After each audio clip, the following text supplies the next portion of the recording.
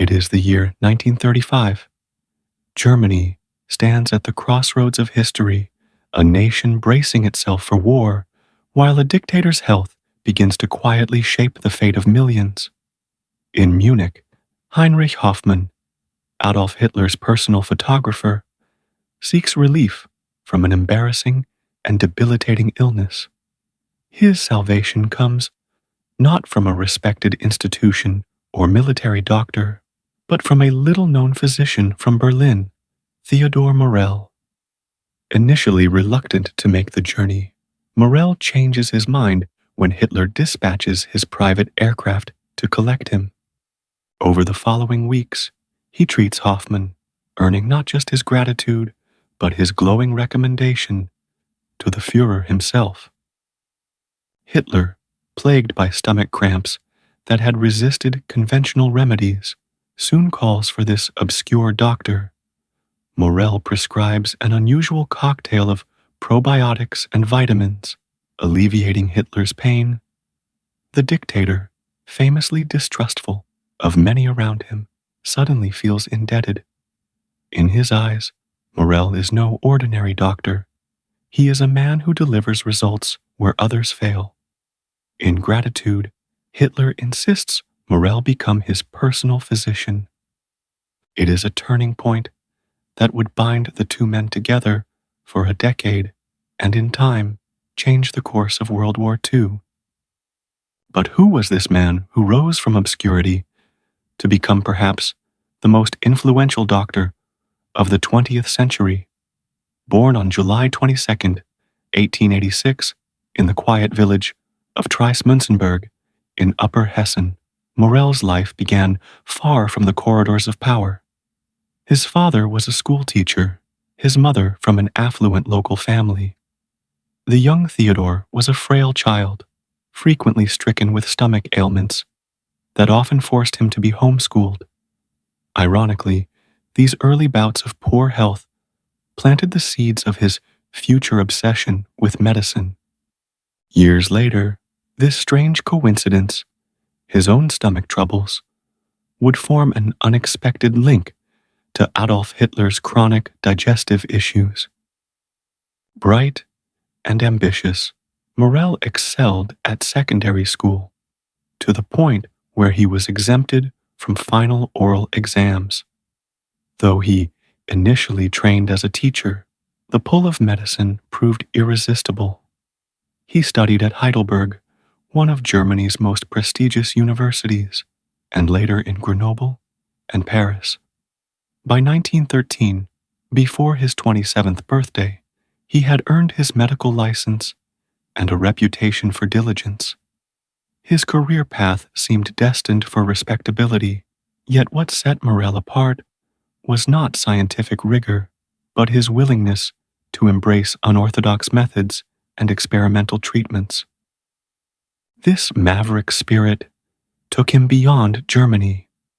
As a ship's doctor, he sailed to Africa and South America, later claiming that these journeys exposed him to exotic remedies and traditional medicines. Historians doubt the truth of these boasts, but they reveal something essential about Morell. He was a man adept at crafting his own legend, building an aura of special knowledge that set him apart from conventional doctors. It was this aura, half science, half performance, that would later make him indispensable to the most powerful man in Germany. The First World War changed everything for Theodor Morell. Like countless other German men, he was pulled into service, not as a soldier, but as a medic. In 1917, he was dispatched to a field hospital on the Western Front in France, where the horrors of trench warfare confronted him daily.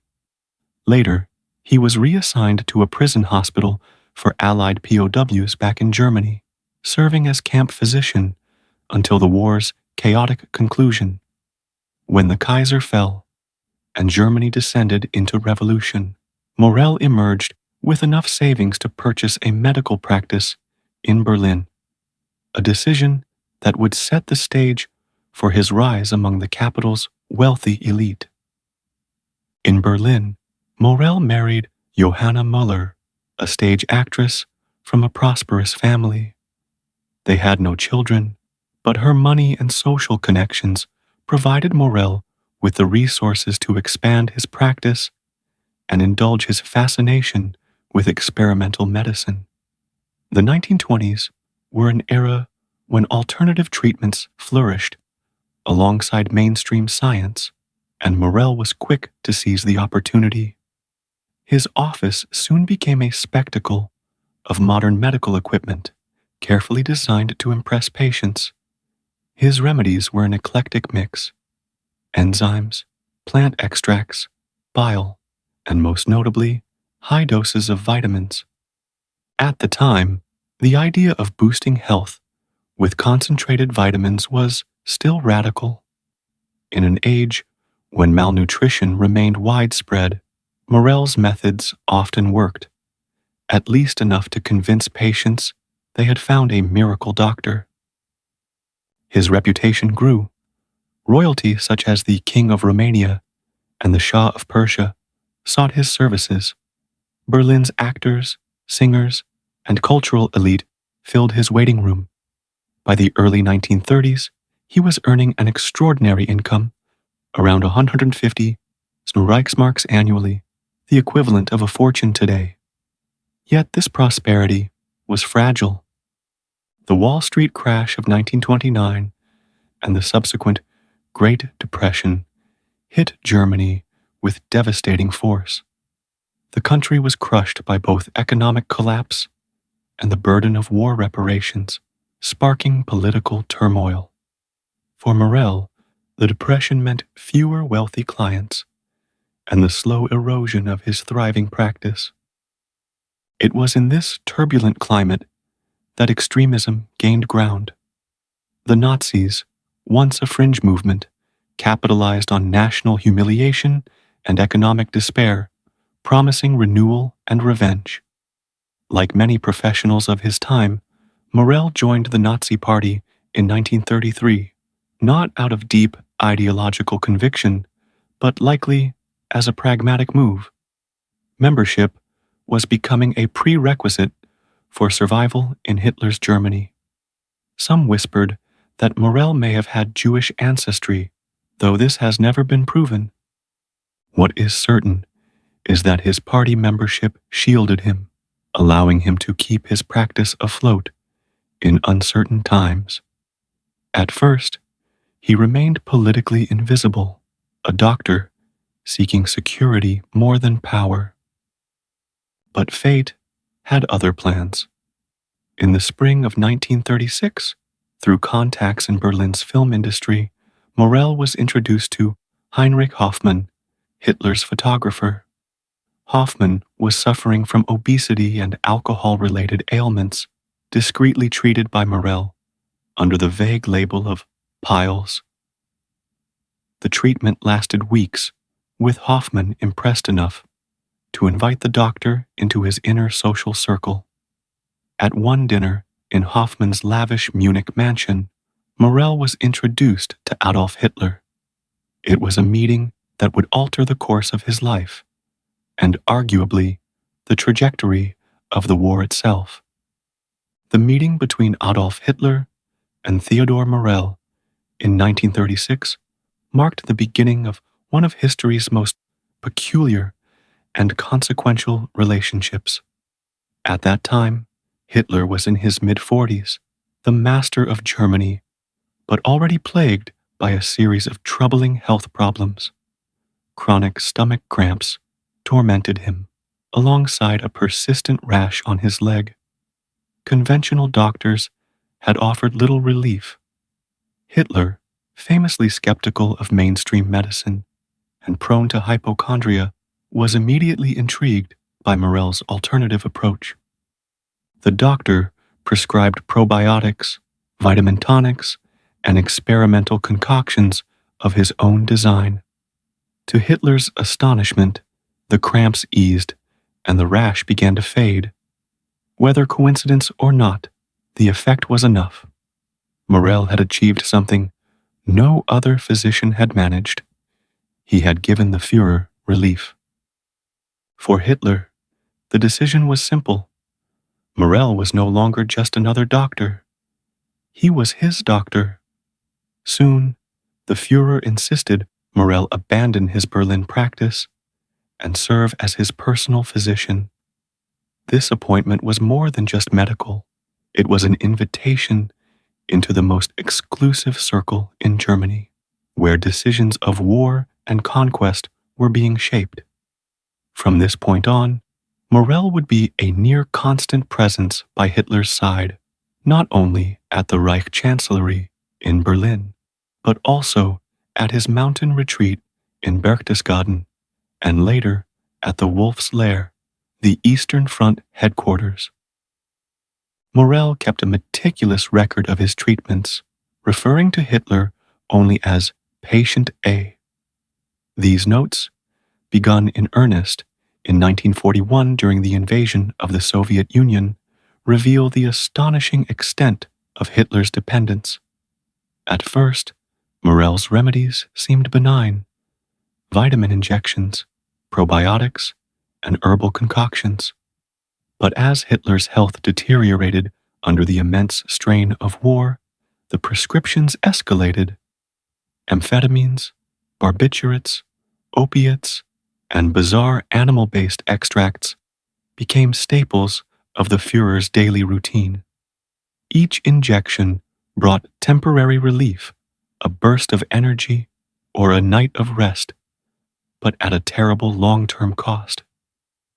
Inside Hitler's circle, reactions to Morell were deeply divided. To Hitler, he was indispensable, a savior who provided strength when his body faltered. To others, Morell was a charlatan. Hermann Göring sneered at him as the Reich injector. Albert Speer, the armaments minister, once took Morell's strange vitamin and bacteria tablets, only to later discover he simply needed rest. He dismissed Morell as a quack, though he never said so directly to Hitler. The Führer's loyalty to his physician was absolute, and to question Morell's methods was to question Hitler's own judgment, a dangerous prospect in the heart of the Nazi hierarchy. As the storm clouds of war thickened over Europe, Morell's role expanded in unexpected ways. At the Munich Conference in 1938, where Britain and France appeased Hitler by allowing him to annex Czechoslovakia's Sudetenland, Morell even treated British Prime Minister Neville Chamberlain for flu symptoms. Months later, he would inject the ailing Czech president Emil Hácha with stimulants during late-night negotiations, keeping him conscious long enough to sign away his country's independence. Morell was no longer just Hitler's private physician. He had become a silent participant in the drama of European geopolitics, his syringes and tonics woven into the theater of war and diplomacy. As the 1930s gave way to the brutal dawn of global conflict, Theodor Morell's presence at the very heart of Hitler's regime grew stronger. He was more than a doctor. He had become a shadow, always in the room, ready with a syringe, a tonic, or a whispered reassurance. Hitler trusted few men implicitly, but Morell was among them. In a world where betrayal lurked behind every uniform and handshake, the Führer saw in this unorthodox physician a loyal servant who offered not only physical relief, but emotional comfort.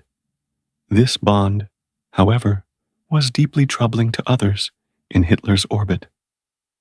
Karl Brandt, a young surgeon appointed Hitler's personal physician before Morell's rise, saw danger in the older doctor's methods.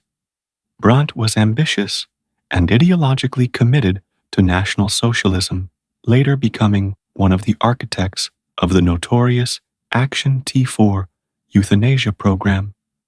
To him, Morell was a fraud whose treatments not only lacked scientific grounding, but actively harmed Hitler. Their rivalry escalated as Brandt accused Morell of poisoning the Führer with unnecessary injections and experimental concoctions. Yet Hitler brushed aside Brandt's concerns, choosing instead the man who gave him instant relief. In a dictatorship defined by loyalty, Morell's unwavering dedication trumped Brandt's medical skepticism. Other physicians drifted in and out of Hitler's medical circle.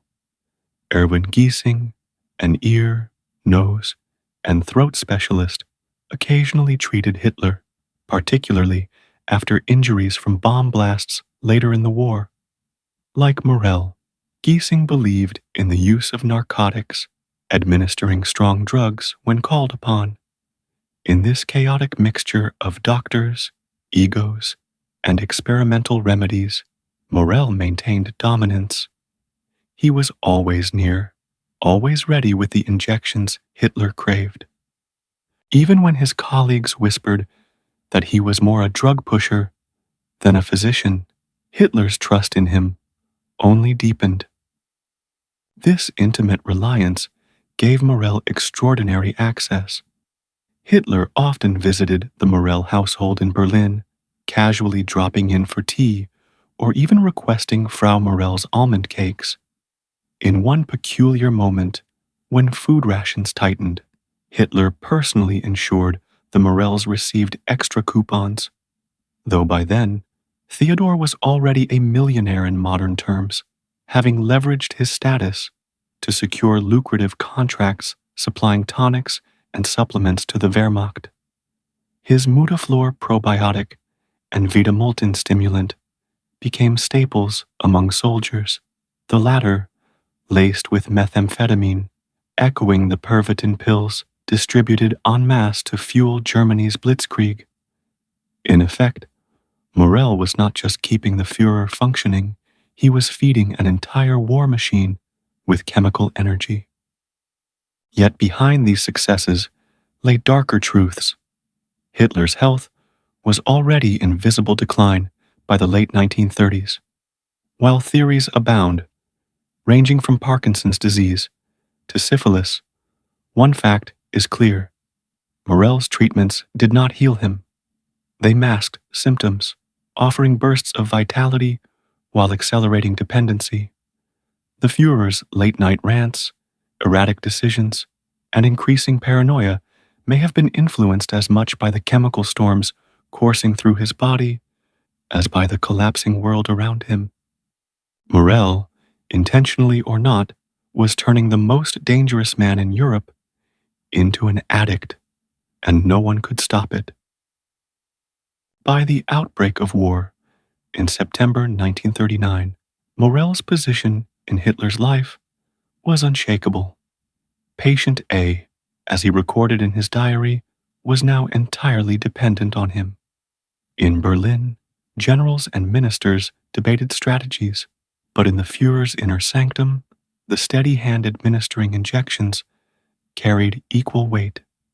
Morell's arsenal of treatments expanded with each passing year.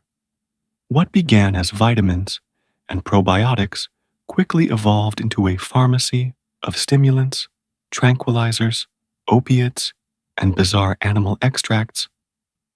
Among the most notorious was Vitamoltin, a tonic laced with methamphetamine. Officially marketed as a vitamin supplement, it provided German soldiers with bursts of endurance during long campaigns. For Hitler, it became another lifeline, a chemical prop that allowed him to function through bouts of exhaustion and despair. The irony is striking. The Blitzkrieg, the lightning war that stunned Europe in 1939 and 1940, was fueled in part by drugs. Soldiers in tank divisions were issued Pervitin, a form of methamphetamine, to stay awake for days, pushing deeper into Poland, France, and the Low Countries without rest. Morell's concoctions mirrored this trend, blending pharmacology with ideology in a dangerous fusion.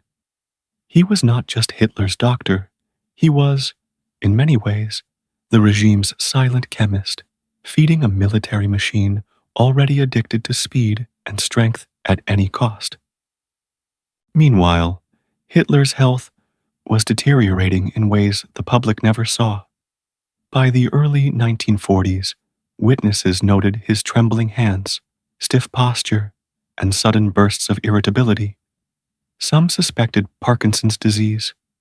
Others whispered of syphilis, though evidence was scarce. Morell, either blind to the underlying conditions or unwilling to acknowledge them, continued layering treatments upon treatments. Cocaine eye drops, testosterone extracts from animals, strange mixtures of bile and caffeine, each one promising relief, none addressing the root causes. By night, heavy doses of sedatives and sleeping pills brought the Führer down from the chemical highs of the day.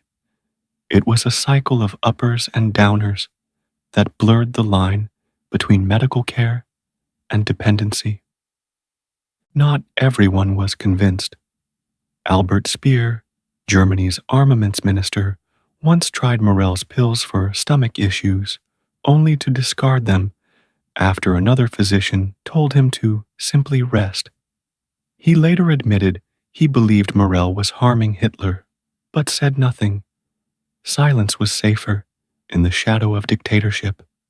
Joachim von Ribbentrop, the foreign minister, went further, confronting Morell at a private lunch in 1943. He demanded to know what was really in those injections. Morell deflected, claiming he only gave Hitler what he needed on a given day. Ribbentrop was unconvinced, but powerless. Hitler's trust was absolute. Even in diplomacy, Morell's syringes played a role. In March 1939, as Hitler prepared to dismantle Czechoslovakia, Czech President Emil Hácha was summoned to Berlin. Under crushing pressure, he collapsed, perhaps from a heart attack. Morell was called in, administering stimulants that revived Hácha just long enough to sign away his nation's independence. It was a chilling moment. The conquest of a country sealed not only by threats of bombs, but by a doctor's needle. Morell was no longer a background figure. He had become a tool of power, his medicines woven into the machinery of Nazi expansion. Every injection kept Hitler on his feet, and every moment Hitler stood, the war ground on. By 1941, as Hitler launched Operation Barbarossa, the largest invasion in human history, Theodor Morell's role had transformed into something extraordinary. No longer confined to the clinic or the chancellery, he was living at the Führer's side in the Wolf's Lair, the heavily fortified headquarters in the forests of East Prussia. His quarters were a mere 250 yards from Hitler's, closer even than many top generals, a testament to the dictator's reliance on him. Morell was now part of the war machine itself, traveling with Hitler across Europe. Warsaw after Poland's fall, Paris after France's surrender, even diplomatic meetings with Franco in Spain. Where Hitler went, Morell followed, syringe case always ready. But as the Eastern Front descended into bloodshed, Hitler's health declined more rapidly. The war that had once been swift and victorious turned into a grinding attritional struggle against the Soviet Union. Exhaustion, stress, and age compounded his ailments. Morell's response was not moderation, but escalation. His diary entries reveal a staggering array of substances injected into Hitler's body. Uflat, a concoction of bile, caffeine, and aloes, orchicrin, a bizarre mix of bovine testosterone and pituitary extract, and a steady stream of amphetamines and sedatives. Some of these, like vitamin doses, were relatively harmless. Others, like the powerful opiate Eucodol, known today as oxycodone, were deeply addictive. By 1943, Hitler was receiving Eucodol injections for everything from crippling stomach pain to something as trivial as flatulence caused by worry. The effects were unmistakable. Observers noticed Hitler's veins becoming damaged from constant injections, his hands trembling more visibly, his moods swinging wildly between bursts of manic energy and crushing lethargy. Morell's medical regime had trapped the Führer in a cycle of chemical dependence. Yet Hitler himself praised his doctor repeatedly, insisting that Morell had saved his life where all others had failed. It was as if he could not bear the thought of functioning without him. The paradox was glaring. Hitler, the self-styled image of Aryan vitality, was being sustained by a daily barrage of chemicals. His speeches, his strategies, even his infamous late-night monologues, rambling hours on trains, architecture, or destiny, were delivered under the influence of Morell's cocktails. To the generals who needed a decisive leader, the reality was unnerving, yet few dared question it openly. Göring mocked him as Reich's master of injections. Speer quietly dismissed him as a quack, but none could sever his hold on Hitler. This reliance even touched moments of high politics. When Reinhard Heydrich, the brutal architect of the Holocaust, was ambushed by Czech resistance fighters in Prague in 1942, Hitler sent Morell to consult on his treatment. Morell recommended a new antibacterial drug, sulfanilamide, but was ignored by local surgeons. Days later, Heydrich died, his wounds infected. For once, Morell's unorthodox advice might have saved a life. But for Hitler, this only reinforced his conviction. Morell was not a fraud. He was indispensable. The war was shifting against Germany. Defeats at Stalingrad and in North Africa foreshadowed disaster. As the Reich faltered, Hitler leaned even more heavily on the man with the needle. Morell's influence peaked in these years, not because he healed, but because he kept patient A moving forward, drugged, unstable, yet still commanding the armies of the Third Reich. By 1943, the war had turned decisively against Germany. Stalingrad was lost, North Africa had fallen, and Allied bombers were pounding German cities. Inside the Führer's headquarters, the decline of the Reich was mirrored by the decline of its leader. Hitler's once commanding presence now seemed frail and diminished. His hands trembled uncontrollably, his complexion grew ashen, and his mood swung between manic determination and crushing despair.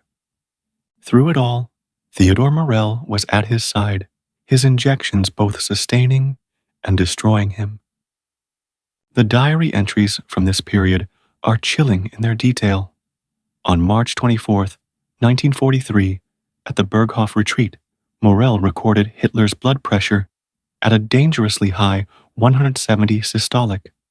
His response was to administer a bewildering mix: intravenous septoiod, a glucose iodine solution, tablets of optalidon, a caffeine paracetamol stimulant, often a cover for methamphetamine-laced Vitamoltin, and Brom Nervacid, a heavy tranquilizer to counteract the very stimulants he had just delivered. It was a chemical tug-of-war inside Hitler's body. Speed to keep him awake, sedatives to put him down. The dictator's veins bore the scars of endless punctures, his system teetering on collapse. By the summer of 1943, Hitler's gastrointestinal issues worsened. Morell, rather than cutting back, introduced new substances. On July 18th, he injected Hitler with eupavarin and eucodol, an opiate now infamous as oxycodone, while prescribing stomach massages and dietary changes. Hitler reported relief, and soon the eucodol became a regular feature of his treatment. Morell's motives grew increasingly flimsy. On January 9, 1944, he noted giving Hitler an eucodol injection merely for flatulence caused by worry. In truth, the Führer was being transformed into an opiate-dependent patient, unable to function without Morell's chemical scaffolding. Others began to take notice.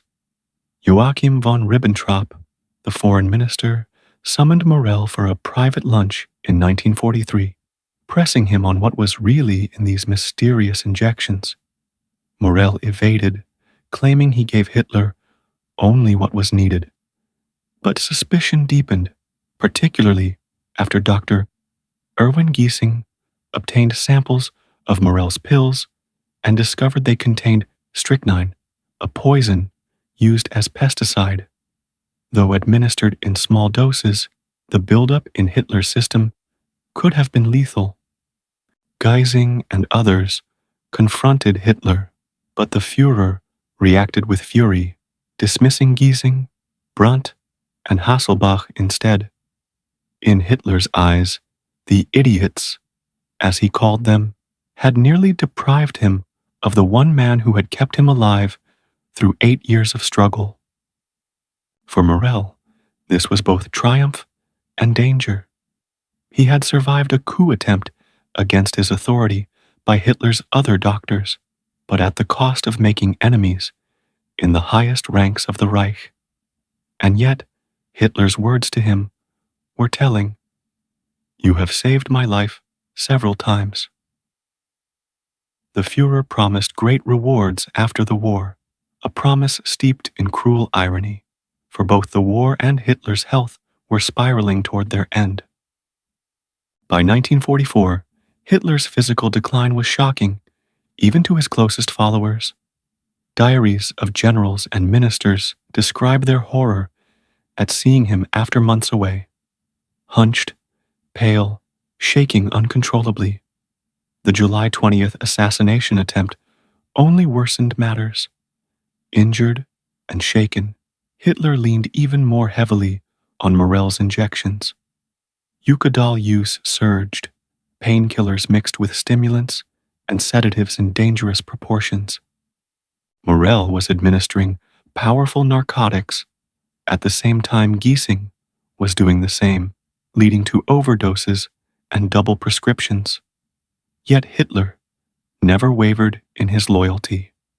The more his body failed, the deeper he sank into Morell's chemical embrace. The final act of Theodor Morell's strange career unfolded in the crumbling ruins of the Reich. By late 1944, the Allies had landed in France. The Soviets were storming through Eastern Europe, and Hitler had abandoned the Wolf's Lair to return to Berlin. In the Reich Chancellery bunker, the mood was one of despair. The walls shook with distant artillery, corridors reeked of dust and decay, and even Hitler, once obsessed with presenting a figure of vitality, now appeared as a broken old man. His eyesight was failing, his legs swollen, his left hand trembling violently. Morell's diary entries from March 1945 describe injecting him with cocaine eye drops, cardiac stimulants like strepanthin, and cocktails of vitamins, enzymes, and tranquilizers. The Führer was being held together not by willpower, but by an ever-expanding cocktail of chemicals. For Morell, the situation grew increasingly precarious. Supplies were dwindling, his own health collapsing under obesity and heart disease. At one point, he botched an injection on himself, leaving him bedridden for days. Yet even in this state, he continued administering treatments to Hitler, who by then was suffering from conjunctivitis, swelling, and circulatory failure. Morell's concoctions could not disguise the reality. The leader of the Third Reich was disintegrating before the eyes of his inner circle. As Soviet forces closed in on Berlin, the atmosphere in the bunker turned poisonous. Hitler raged against betrayal. Goering dismissed, Himmler denounced for negotiating with the Allies, generals accused of cowardice. On April 21st, 1945, Morell himself finally became the target. That evening, he attempted to give Hitler a simple glucose injection to ease agitation. The Führer snapped, accusing him of poisoning him with morphine. In a fury, he dismissed Morell on the spot, threatening to have him shot if he lingered. Morell, once indispensable, now found himself groveling on his knees before the dictator he had sustained for nearly a decade. Ordered to remove his uniform and leave, he was cast out into the collapsing Third Reich. It was the end of their twisted bond. Hitler would survive only 9 more days, retreating further into madness, for taking his own life on April 30th. Whether he continued to take leftover narcotics after Morell's departure is likely, but history will never know for certain. Morell, meanwhile, escaped Berlin on April 23rd, flying out as Soviet shells closed in. He did not join the fleeing remnants of the Nazi leadership at Flensburg. Stripped of Hitler's protection, he had no place among them. Instead, he was quickly taken ill, confined to a hospital in Bavaria, as American forces swept through. Interrogated by U.S. soldiers, he appeared disheveled, incoherent, his hygiene appalling. Once the man closest to Hitler, he now looked like a ruin of his former self, broken, bloated, and barely lucid. The Americans eventually transferred him to Dachau, the very camp where countless victims of Nazi brutality had perished. Irony hung heavy over the moment. The man who had pumped Hitler full of narcotics now lived among the survivors of Hitler's terror. Yet, when Allied prosecutors assembled evidence for the doctor's trial at Nuremberg, where Nazi physicians faced justice for grotesque medical experiments, Morell was absent.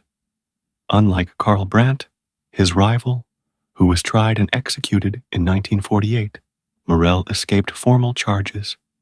His crimes were murky. He had not conducted experiments on prisoners, nor held a political post. His weapon was dependency, not death camps. And in the chaos of post-war justice, that distinction spared him. But it was hardly mercy. Morell's health disintegrated rapidly. By 1947, he could barely speak, reduced to half-conscious muttering in prison hospitals. He died in obscurity on May 26, 1948, at age 61, a pathetic shadow of the man who once controlled the daily pulse of Hitler's body.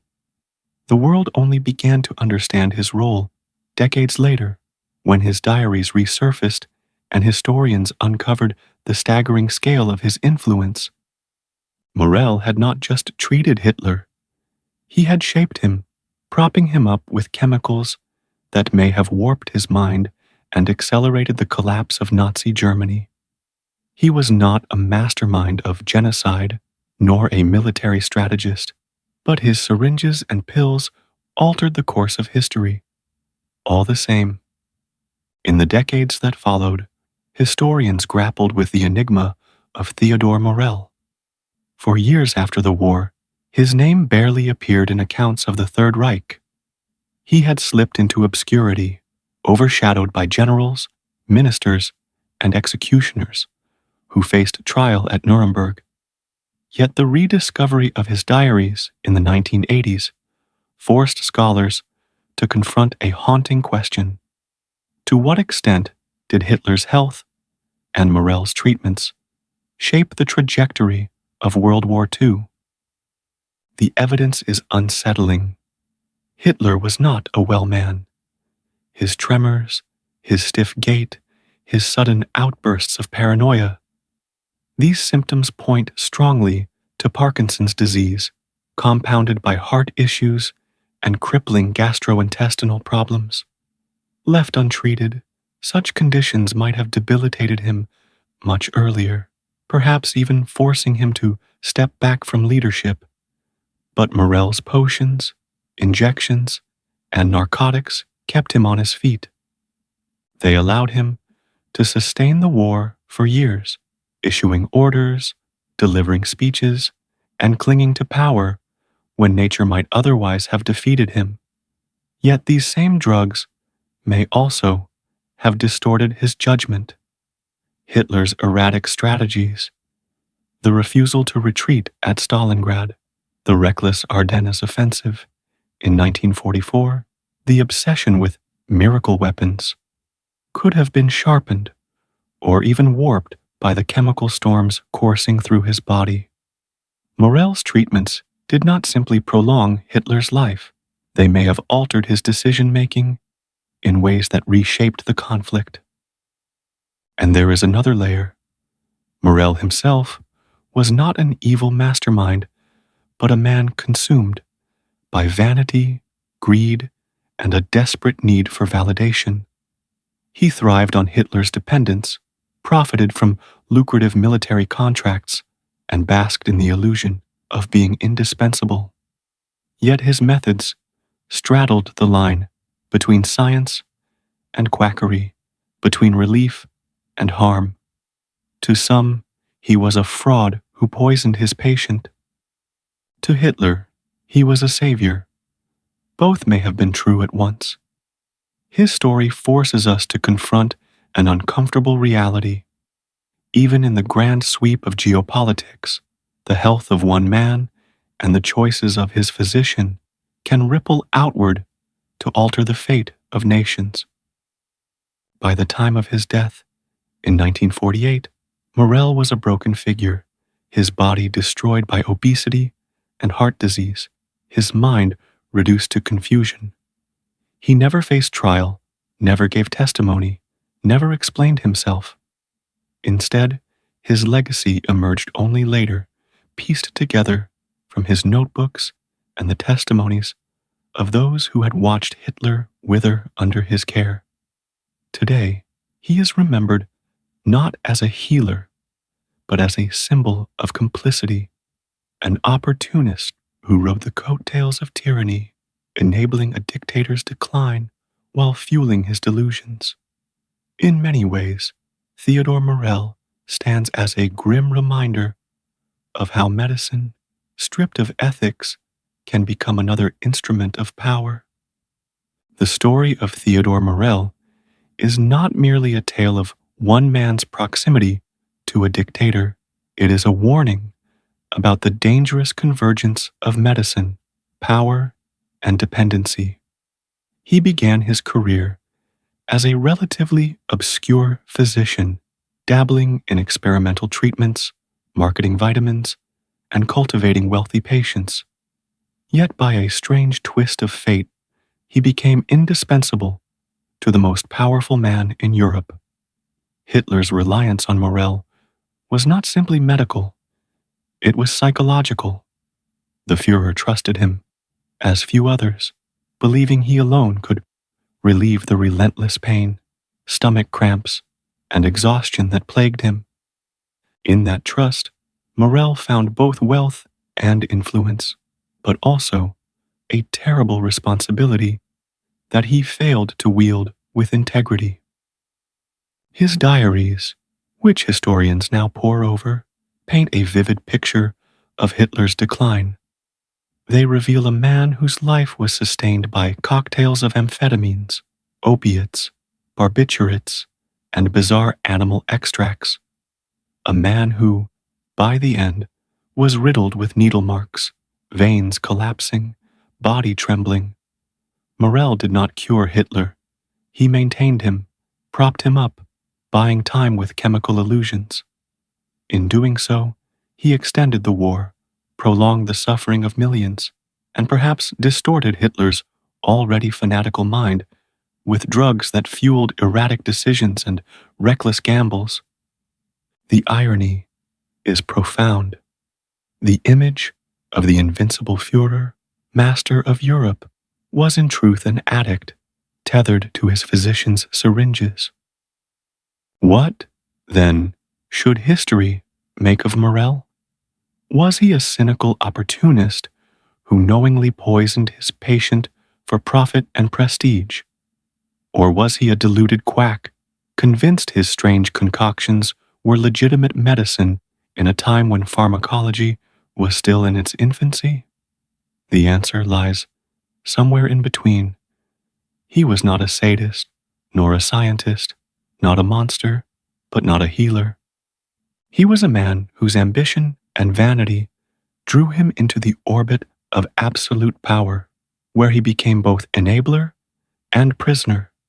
His failure was not simply medical, it was moral. He placed loyalty to Hitler above the ethics of his profession, and in doing so, tied his legacy forever to the collapse of the Third Reich. In the end, Morell died forgotten, his body ruined, his mind clouded. But the questions his story raises remain disturbingly relevant. How much can the health of a single leader shape the destiny of nations? How dangerous is blind trust in a physician who thrives on dependency rather than healing?